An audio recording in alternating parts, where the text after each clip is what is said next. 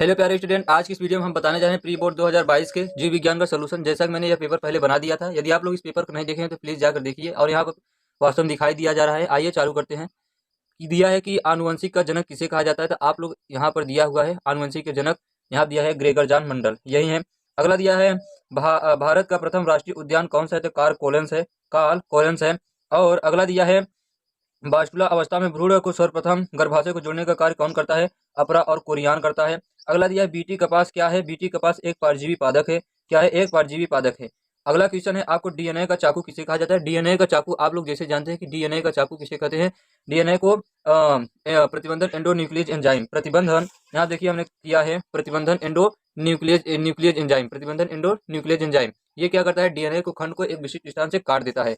अगला दिया है आपका क्वेश्चन अनिषेक की परिभाषा कीजिए। यार यह बहुत सरल है। उदाहरण के लिए जैसे मैं बता दूं आपको, यहाँ देखिए मैंने लिखा है अनिषेक अंडाशय से बिना निषेचन के फल का निर्माण की क्रिया अनिषेक फलन कहलाता है। एग्जाम्पल के लिए आप समझ सकते हैं नारियल हो सकता है और अनार, ये क्या होते हैं, बिना अंडाशय के नर के युग्म से तैयार हो जाते हैं। यहाँ पर इसका एग्जाम्पल मैंने नहीं लिखा, आप लिख लेंगे। यहाँ आप देखिए, यहाँ पर हम लिख दे रहे हैं नारियल, अनार, अनार आदि है। अगला क्वेश्चन है कि डाउन सिंड्रोम के ऊपर टिप्पणी लिखी। जैसे मैं बता दूं डाउन सिंड्रोम कौन से गुणसूत्र का एक किस्म में गुणसूत्र के कारण होता है। डाउन सिंड्रोम की खोज जैसे मैं बता दूं कि लैंग डाउन ने किया था। आप लोगों को ये क्वेश्चन पूरा उत्तर हो गया है। अब डाउन सिंड्रोम आपके सामने है, आपको दिखाई दे रहा होगा डाउन सिंड्रोम को सर्वप्रथम एक अंग्रेजी चिकित्सक जॉन लैंग डाउन ने सन 1862 ईस्वी में खोजा। यह 21वें गुणसूत्र के कारण होता है, जिसमें 46 के स्थान 47 गुणसूत्र हो जाते हैं। अगला आपके सामने इंटरफेरॉन क्या है। यहाँ देखिए अगला क्वेश्चन है इंटरफेरॉन तथा प्रियांश पर टिप्पणी लिखिए। ये सब क्या है आपको दिखाने दी। इंटरफेरॉन क्या है, एक वायरस संक्रमित कोशिकाओं द्वारा उत्पादित वह प्रोटीन जो अन्य स्वस्थ कोशिकाओं को वायरस से सुरक्षा प्रदान करती है, इंटरफेरॉन कहलाती है। वायरस के संक्रमण से एंटीबायोटिक काम नहीं करता है। प्रियांश कुछ ही प्रोटीन अणु होते हैं जिनके रोग उत्पाद स्वभाव वैज्ञानिक ने पता लगाया है कि इन्हें प्रियांश के नाम से दिया गया है। अगला दिया गया है कि मानव में लाभदायक दो कीटों के नाम लिखिए तथा उनके वैज्ञानिक नाम लिखिए। यहाँ पर हमने लिखा है कि लाभदायक कीट कौन से मधुमक्खी है, रेशम है। मधुमक्खी से आपको प्राप्त होते हैं मोम, रेशम से आप लोग समझ सकते हैं क्या बनता है। और यहाँ देखिए उनका वैज्ञानिक नाम लिखा गया है। एक का होता है एपिस मेलिफोरे या एपिस इंडिका होता है, यहाँ दिया गया है। और रेशम का दिया गया है बाम्बिस मोराई, यही होता है इनका वैज्ञानिक नाम। अगला क्वेश्चन आपके सामने है प्रश्न उत्तर 3 क्या दिया है, प्रभाविता एवं अप्रभाविता में विभेद कीजिए। यहाँ पर मैंने विभेद किया है, देख सकते हैं प्रभाविता एवं अप्रभाविता में विभेद आपके सामने दिखाई दे रहा होगा। देखिए यहाँ प्रभाविता और अप्रभाविता, इसमें क्या करें, इसमें असमान कारक के जोड़े के कोई एक कारक दूसरे से प्रभावी हो जाते हैं, और इसमें क्या, इसमें असमान कारक से जोड़े में कोई एक कारक दूसरे से छिप जाते हैं या दब जाते हैं, मतलब प्रभावी नहीं होते, घुसूर जाते हैं, छिप जाते हैं। दूसरा कारक यहाँ दिया है एक संकरण के पश्चात प्रथम पीढ़ी में विपर्यासी गुणों की युग्म दर्शाई जाती है। और यहाँ देखिए दिया गया है एक संकरण के पश्चात प्रथम पीढ़ी के विपर्यासी गुणों के युग्म उपस्थित किंतु प्रकट नहीं होते हैं, यानी पिछले F2 पीढ़ी के लक्षण नहीं दिखाई देते हैं। आपको ख कर लेना होगा, हमने ख नहीं किया है, आप ख कर लेंगे। यहाँ पर 3 का ख किया था, आप देख सकते हैं 3 का ख बहुत सरल। और क्या सुकेंद्रीय कोशिकाओं से प्रतिबंधन एंडोन्यूक्लियस मिलते हैं, हाँ मिलते हैं भाई, मिलते हैं। क्या होते हैं, मिलते हैं, इसीलिए हमने नहीं लिखा था। आप यहाँ पर देखिए ग क्या है, वातावरण की वहन क्षमता से क्या अर्थ है, यहाँ पर हमने लिखा है वहन। यहाँ आप देखिए क्या दिया है, वातावरण की वहन क्षमता से क्या अर्थ है। और यहाँ पर हमने ये देखिए वह क्षमता जो अथवा जनसंख्या वहन क्षमता किसी भौगोलिक क्षेत्र के परितंत्र की किसी जीवधारी के प्रजाति की उसे अधिकतर जनसंख्या के रूप में परिभाषित की जाती है, जिसे जिसे उस परितंत्र के संसाधन पोषण प्रदान कर सकते हैं, यही है वातावरण की वहन क्षमता। अगला क्वेश्चन आपके सामने है जनन की अच्छी विधि क्या है। जैसा कि आप लोग पहले से 9 से पढ़ते आ रहे हैं, जनन की अच्छी विधि क्या है, लैंगिक जनन। क्या है, लैंगिक जनन है, लैंगिक जनन है। यहाँ देखिए हमने लिखा है जनन की अच्छी विधि क्या है, लैंगिक जनन है। और नर तथा मादा के संयोजन से पुत्र या संतान उत्पन्न करने की क्रिया लैंगिक जनन कहलाती है। इस क्रिया नर युग्मक और मादा युग्मक के विशेष प्रकार के जनन होती है, जिसे क्या कहते हैं, लैंगिक जनन कहा जाता है। इसका अंग क्वेश्चन दिया गया पराकोष के अनुप्रस्थ काटकर स्वच्छ नामांकित चित्र बनाए। यहाँ पर कहा नहीं गया कि पराकोष को परिपक्व बना चाहे अपरिपक्व, आप स्वतंत्र है, चाहे परिपक्व बना चाहे अपरिपक्व बना सकते हैं। यहाँ पर आप इस चित्र को बना लेंगे और समझ लेंगे। आगे चलते हैं। यहाँ दिया है प्लाज्मिड क्या है, क्या है प्लाज्मिड, प्लाज्मिड क्या है। यहाँ पर दिया है प्रश्न प्लाज्मिड क्या है, प्लाज्मिड वेक्टर पर टिप्पणी लिखिए। यहाँ देखिए हम दिखा दें प्लाज्मिड किसी कोशिकाओं के एक छोटे डीएनए अणु होता है जो गुणसूत्र के क्रोमोसोम के डीएनए को अलग कर उसे स्वतंत्र और अपने अपने प्रतिरूप अपने आप की दोहरी प्रति बना सकता है। प्लाज्मिड वेक्टर सर्वाधिक प्रयोग में लाए जाने वाले प्लाज्मिड वेक्टर पीबीआर 322, क्या पीबीआर 322, क्या पीबीआर 322 पर प्रबर 327 तथा पीयूसी उच्च पौधे पर प्लाज्मिड तथा आर प्लाज्मिड का प्रयोग अधिक होता है। प्लाज्मिड का प्रयोग आनुवंशिकी इंजीनियरिंग में किया जाता है। कहाँ पर? आनुवंशिकी इंजीनियरिंग में किया जाता है। कहाँ पर? आनुवंशिक इंजीनियरिंग में किया जाता है। इसका उपयोग मानव में इंसुलिन, क्या भाई? इंसुलिन कहाँ से स्रावित होता है? आप लोग कमेंट बॉक्स में जरूर करिए, बताइएगा हमें इंसुलिन कहाँ से स्रावित होता है। यहाँ पर देखिए हेपेटाइटिस बी वैक्सीन आदि आदि निर्माण में किया जाता है। अगला क्वेश्चन है बीटी फसल क्या है? बीटी फसल पर टिप्पणी लिखिए। यार बीटी फसल बहुत सरल है। बीटी फसल बैसिलस thuringiensis नामक जीवाणु से, कौन से? बैसिलस thuringiensis नामक जीवाणु से क्या होता है? ये होता है, कहते हैं जो ये पाया जाने वाला अविष होता है। क्या होता है? अविष होता है, जो प्रतिरोध का कार्य करता है। बीटी अविष सरक मरक जात कर लिया, धर सुधर भी जाता है। पैर तो रखे ना है, सरकई कहाँ से पकड़ लेता है। अब कहीं अब सरके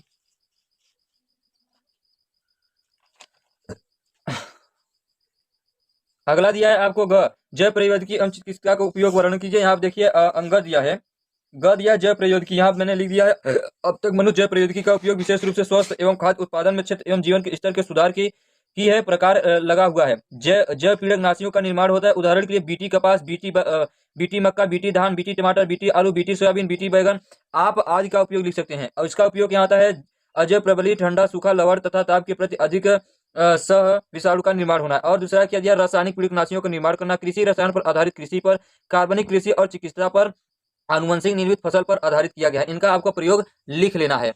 अगला क्वेश्चन आपके सामने है प्रश्न उत्तर 5। प्रश्न उत्तर 5 क्या है? प्रश्न उत्तर 5 में क्या कह रहा है? प्रश्न उत्तर डीएनए के अंगुली छापी क्या है? इसकी उपयोगिता पर प्रकाश डालिए। जैसा मैं बता दूं, डीएनए अंगुली छापी तकनीकी, इसे क्या कहा जाता है? फिंगरप्रिंट इंग्लिश के नाम से भी जाना जाता है। जैसा आप लोग जानते होंगे, इसका सर्वप्रथम खोज किसने किया था? एलेक्स जेफ्रे। ये कहाँ के वैज्ञानिक थे बाबू? इंग्लैंड के वैज्ञानिक थे। कहाँ के?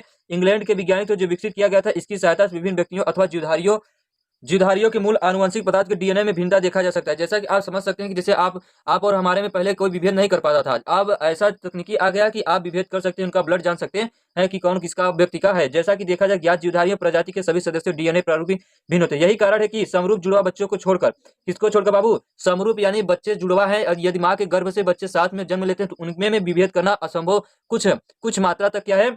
असंभव है। क्या है?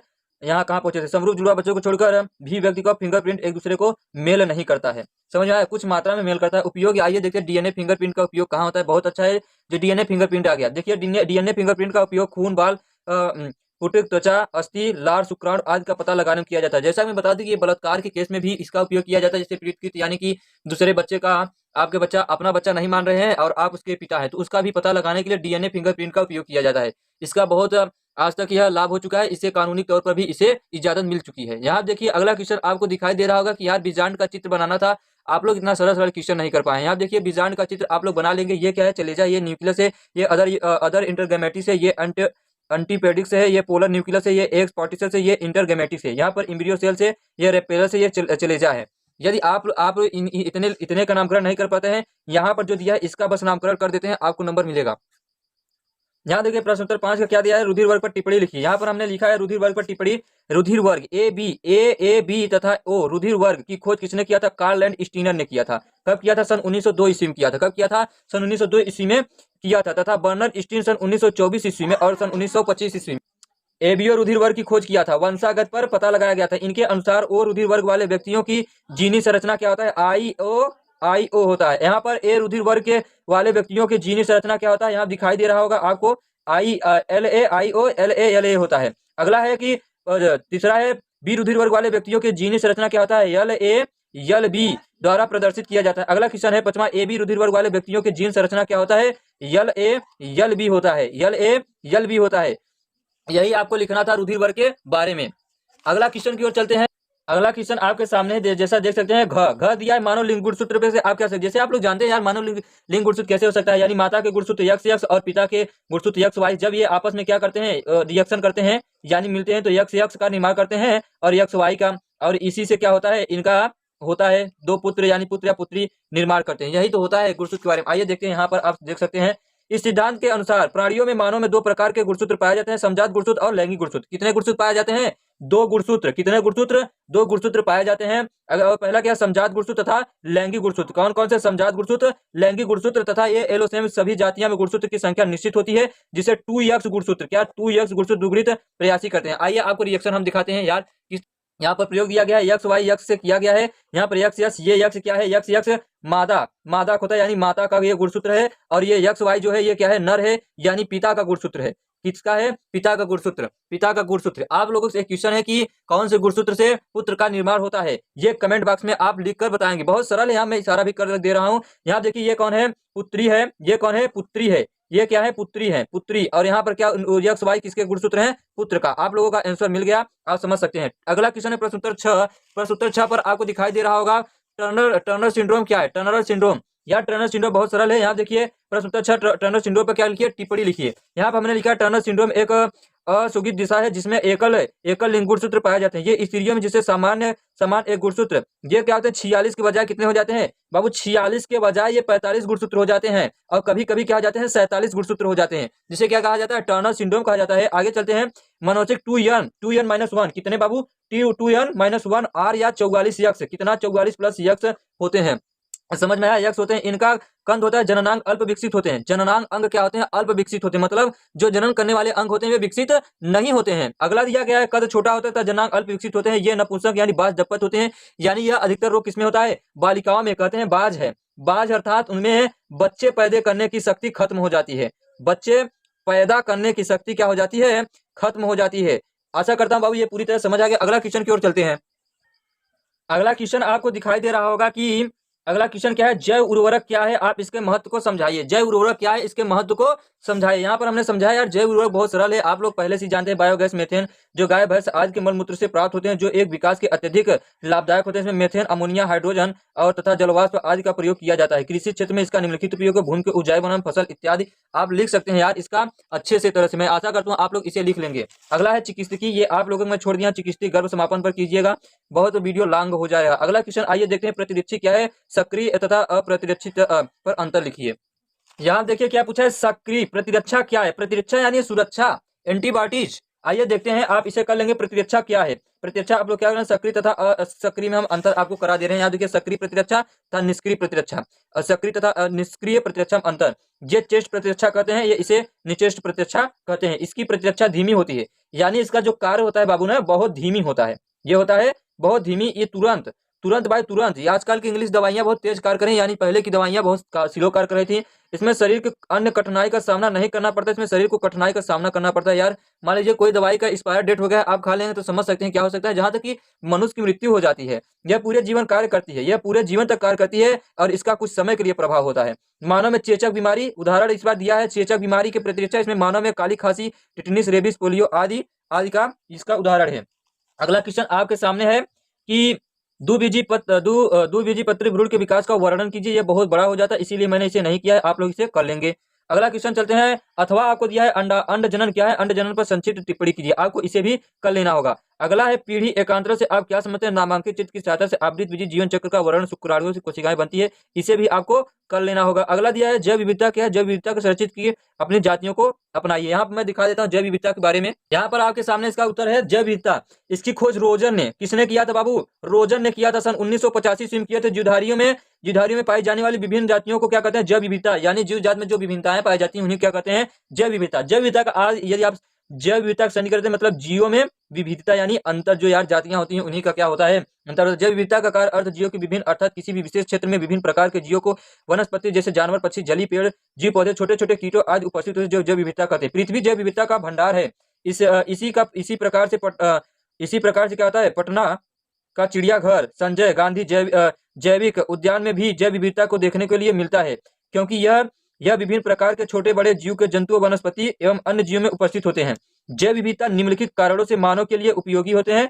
पहला है, आपको देख सकते हैं, जैव विविधता के मानव में अनाज प्राप्त कर अपना पेट को भरता है। क्या करता है, पेट को भरता है। मानव स्वास्थ्य में रहने के लिए अशुद्धियां प्राप्त करता है। क्या करता है, अशुद्धियां प्राप्त करता है। क्या करता है बाबू, अशुद्धियां प्राप्त करता है। हम क्षति के कारण आपको बता दे रहे हैं, इसका क्षति क्या है, आवश्यक क्षति का कारण या विखंडन प्राप्त होना। यदि आप लोग क्या करते हैं, पेड़ पौधे काटते हैं तो क्षति तो पहुंचेगा ही जैव विविधता पर। तो आप समझ सकते हैं यार, पेड़ पौधे नहीं काटिएगा प्लीज, मेरा निवेदन है।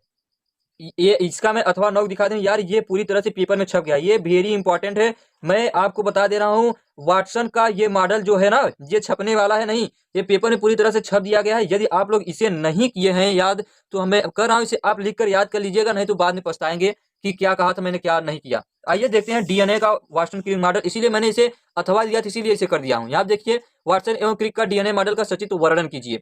यहाँ देखिए सन 1953 ईस्वी में वाटसन एवं क्रिक, विल्सन एवं फ्रैंकलिन ने इसका इंग्लिश में नाम दिया। आप देख सकते हैं जेडी वाटसन, एफसीसी क्रिक और एमएचएफ विकलर एंड आर फ्रिंकलर ने किया था। यही नाम 2 बार लिखा गया, इसे 1 बार लिखना है आपको। नामक वैज्ञानिक ने एक्सरे विश्लेषण द्वारा डीएनए के दुगुण खंडन मॉडल में प्रस्तुत किया था। कहां पर विश्लेषण में? एक्सरे विश्लेषण में किया था, जिसे इन लोगों को सन 1962 ईस्वी में नोबेल पुरस्कार मिला था। अगर पूछे कब मिला था तो 1962 ईस्वी में नोबेल पुरस्कार मिला था, आपको याद रहेगा।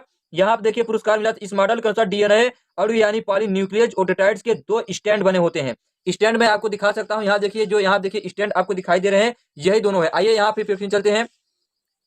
स्टैंड बना होता है, दोनों स्टैंड क्या होता है? स्टैंड बना होता है। दोनों स्टैंड एक केंद्रीय अक्ष कुंडलित रहते हैं और अक्ष के चारों ओर एक दीर्घाचार संरचना बना लेते हैं। प्रत्येक चक्र के संरचना में न्यूक्लियोटाइड से 10 युगल, कितने युगल बाबू? 10 युगल होते हैं। 10 युगल होते हैं। और एक चक्र से दूसरे चक्र की पूरी कितने एंगस्ट्रॉम्स की गैप होती है? 34 एंगस्ट्रॉम्स की। कितनी? 34 एंगस्ट्रॉम्स की। कितनी? 34 एंगस्ट्रॉम्स, अर्थात इसमें अंतर पाए जाते हैं, 3.4 भी कहा जा सकता है। न्यूक्लियड के क्षारक हाइड्रोजन के बंधों में एच बॉन्ड के द्वारा जुड़े होते हैं। इसमें एडेनिन थाइमिन के साथ साइटोसिन, ग्वानिन के साथ 3 बंध बंधित युक्त होते हैं, जो क्षारक के निश्चित क्रम डीएनए की रासायनिक शब्दावली बनाती है, जिससे आनुवंशिक लक्षणों की स्थापना की जाती है। यदि आप लोग इस तरह से लिखते हैं, मैं आशा करता हूं आपका नंबर नहीं कटेगा। यहाँ पर मैं दिखा देता हूं आपको डीएनए मॉडल का किस तरह से चित्र बनाना है। आप देख सकते हैं, A for adenine, G for guanine, T for thymine, C for cytosine. याद रहेगा। आगे चलते हैं। आप देख सकते हैं, आप चित्र आप जिस तरह से बनाया, आप लोग इसे बना लेंगे। ये देखिए पूरी तरह से मैं दिखा दे रहा हूँ। यहाँ देखिए ये चित्र आपको दिख रहा होगा। इसे तो आशा करता हूँ आपको यह वीडियो पूरी तरह समझ आ गया। यदि यार वीडियो समझ आ गया तो प्लीज वीडियो को एक लाइक कर दीजिए। चैनल पहली बार विजिट करें तो प्लीज चैनल को सब्सक्राइब कर लीजिए। इस प्री बोर्ड के पेपर को सॉल्व करने में बहुत मेहनत लगा है मुझे। यदि आप लोग इसे शेयर करते हैं तो इसी में मेरी मेहनत की सफलता मिलती रहेंगी। चलिए मिलेंगे अगले वीडियो में।